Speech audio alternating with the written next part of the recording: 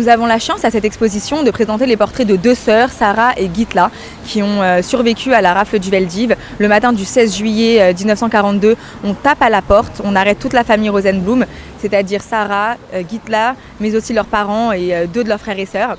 Elles se souviennent particulièrement Depuis samedi, de Luigi Toscano se rend devant les grilles du Jardin du Luxembourg.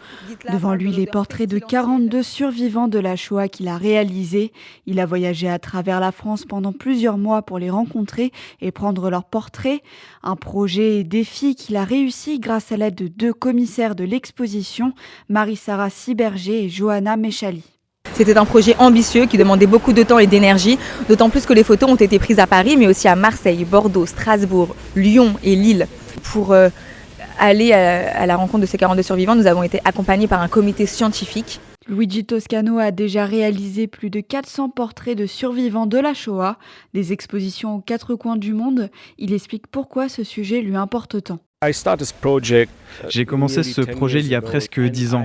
Je voulais faire quelque chose contre l'antisémitisme et n'importe quelle autre forme de haine.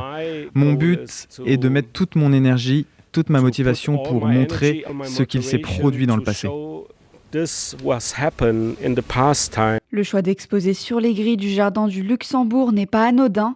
Un lieu à l'extérieur, gratuit et visible de tous. Un lieu parisien que tout le monde connaît, notamment pour ses expositions. C'était important pour le CRIF que ces photos soient visibles par le plus grand nombre, puisque l'objectif principal est d'interpeller le passant, pour que lui aussi devienne passeur de mémoire. Tout le monde peut le voir, même les personnes malveillantes et les antisémites. Luigi Toscano aime ce contact avec les visiteurs. Tous les jours, beaucoup de personnes s'arrêtent pour regarder ses portraits. Il interpelle ici un couple de curieux. Félicitations, c'est magnifique. Merci. Combien de temps ça vous a pris pour faire ces photos ? J'ai commencé ce projet il y a 8 ans. J'ai rassemblé plus de 400 portraits photographiques de survivants partout dans le monde. Pour ce projet, j'ai travaillé qu'en France. Un des objectifs de l'exposition, la transmission.